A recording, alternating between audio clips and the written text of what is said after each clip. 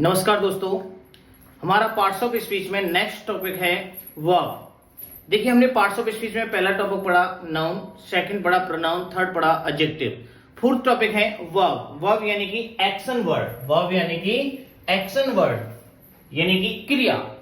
और वर्ब जो होती है, हमने वर्ब को शॉर्ट वीडियोज में भी बताया था, मेन वर्ब और हेल्पिंग वर्ब में बांटा था। जो मेन वर्ब होती है वो एक्शन वर्ड होती है, यानी कि अगर हम हिंदी में डेफिनेशन की बात करें तो वे सब जिनसे किसी कार्य का करना या होना, गौर करें, करना या होना, किसी भी शब्द से करना या होना पाया जाता है, वर्ब कहलाता है। अगर इंग्लिश में डेफिनेशन की बात करें तो verb is a action word, यानी जो वर्ब होता है वो एक्शन वर्ड होता है। क्या होता है फ्रेंड्स?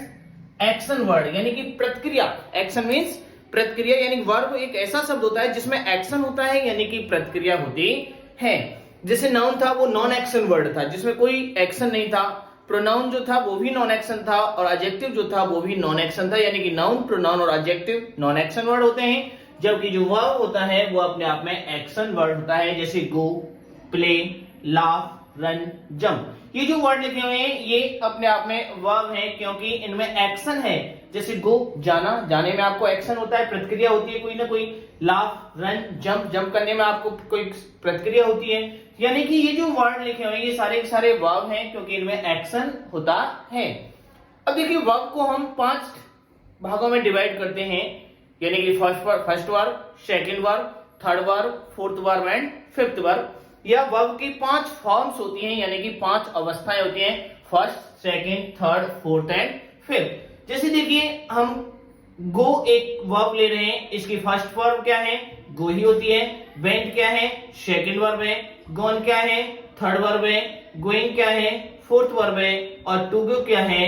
फिफ्थ वर्ब है। यानी कि फर्स्ट वर्ब क्या होगी? Go, second went, third gone, fourth going और फिफ्थ टू गो। तो एक चीज याद रखें, यहां पे लिखा हुआ है क्रिया के फर्स्ट वर्ब के आगे लिखा हुआ है गो, प्रेजेंट, और सेकंड के सामने लिखा हुआ है पास्ट।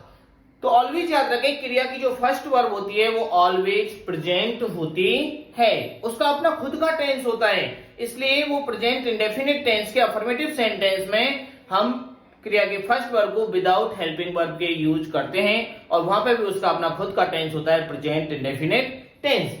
क्रिया की जो फर्स्ट वर्ब होती है उसका अपना खुद का टेंस होता है प्रेजेंट, और क्रिया की जो सेकंड वर्ब होती है वो उसका अपना टेंस होता है पास्ट। यानी कि 5 वर्ब जो है हमारी, first, second, third, fourth and fifth, इनमें से फर्स्ट वर्ब और सेकंड वर्ब, इन दोनों का अपना खुद का टेंस होता है। टेंस निर्धारण करने के लिए इन्हें अलग से किसी की हेल्प की जरूरत नहीं होती, यानी कि हेल्पिंग वर्ब की जरूरत नहीं होती। इसीलिए प्रेजेंट इंडेफिनिट टेंस के अफर्मेटिव सेंटेंस में फर्स्ट वर्ब का प्रयोग बिना हेल्पिंग वर्ब के हम करते हैं, और सेकंड वर्ब का प्रयोग पास्ट इंडेफिनिट टेंस में, और पास्ट इंडेफिनिट टेंस में सेकंड वर्ब का प्रयोग विदाउट हेल्पिंग वर्ब के किया जाता है। ऐसा क्यों है? क्योंकि प्रेजेंट का अपना खुद का टेंस, फर्स्ट का अपना खुद का टेंस होता है फर्स्ट वर्ब का, उसी प्रकार से सेकंड वर्ब का भी अपना खुद का टेंस होता है। अब फर्स्ट वर्ब का अपना खुद का टेंस है प्रेजेंट, इसलिए इसका अर्थ आ रहा है जाता है। सेकंड का भी अपना खुद का टेंस है, किसी की हेल्प की जरूरत यानी हेल्पिंग वर्ब की जरूरत नहीं है। वेंट यानी कि जाता था या गया, या गया था, जाता था या गया। जबकि थर्ड, फोर्थ और फिफ्थ, क्रिया की थर्ड वर्ब, फोर्थ वर्ब और फिफ्थ वर्ब, नो टेंस, इनका कोई टेंस नहीं होता। अगर इस थर्ड वर्ब को हैज के साथ यूज करते हैं तो ये कहती है कि मैं प्रेजेंट परफेक्ट हूं, हेड के साथ यूज कर देते हैं तो ये कहती है मैं पास्ट परफेक्ट हूं। उसी प्रकार से जब फोर्थ वर्ब को, फर्स्ट वर्ब प्लस आईएनजी को हम इजारेम के साथ यूज करते हैं तो ये कहती है मैं प्रेजेंट कंटीन्यूअस हूं। वॉज वर्ब के साथ यूज कर देते हैं तो ये क्या कहती है कि मैं पास्ट कंटीन्यूअस हूं। फिफ्थ वर्ब के बारे में अभी बताऊंगा। तो आपको तो ये बात ध्यान रखनी है कि क्रिया की फर्स्ट वर्ब एवं सेकंड वर्ब का अपना खुद का टेंस होता है, जबकि थर्ड, फोर्थ और फिफ्थ का अपना कोई टेंस नहीं होता। इसीलिए थर्ड, फोर्थ एंड फिफ्थ का अर्थ देखें, जा चुका है या था नहीं लगा रहे हम, है जब लगा देंगे तो जा चुका है, हेड लगा दी तो जा चुका था। गोइंग, जा रहा, इजारे के साथ यूज हो रही है तो जा रहा है। वॉजवर के साथ यूज हो रही है, जा रहा था। फिफ्थ वर्ब का अर्थ होता है जाना, और ध्यान रखें फिफ्थ वर्ब दो कार्य करती है, या दो तरह के इससे सेंटेंस बनते हैं, या दो तरह से इसे यूज किया जाता है। इंटेंशन इरादा व्यक्त करने के लिए और कंपल्सन मजबूरी व्यक्त करने के लिए, यानी कि इंटेंशन वाले वाक्यों में और कंपल्सन वाले वाक्यों में आपको फिफ्थ वर्ब का प्रयोग करना है।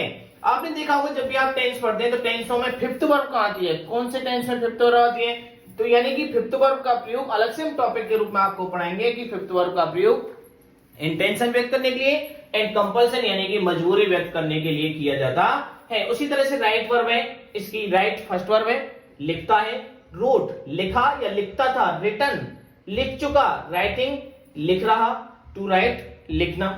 देखिए कुछ इंपॉर्टेंट पॉइंट्स हैं कि फर्स्ट वर्ब ऑलवेज प्रेजेंट होती है, इसी कारण प्रेजेंट इंडेफिनिट टेंस के अफर्मेटिव सेंटेंस में फर्स्ट वर्ब विदाउट एचवी के यूज होती है। ऐसा क्यों? क्योंकि फर्स्ट वर्ब का अपना खुद का टेंस होता है, इसे किसी की हेल्प की या हेल्पिंग वर्ब की जरूरत नहीं होती। उसी प्रकार सेकंड वर्ब ऑलवेज पास्ट होती है, इसका अपना खुद का टेंस होता है, इसे भी किसी भी हेल्पिंग वर्ब की आवश्यकता नहीं होती। थर्ड, फोर्थ एवं फिफ्थ वर्ब का अपना कोई टेंस नहीं होता, जिस हेल्पिंग वर्ब के साथ यूज किया जाता है उसी के अकॉर्डिंग ही अपना कार्य करती है। अब देखिए फर्स्ट वर्ब है, फर्स्ट वर्ब प्लस आईएनजी कर देते हैं, फोर्थ वर्ब बन जाती है go plus ING going, right plus ING writing, fourth verb बन गई।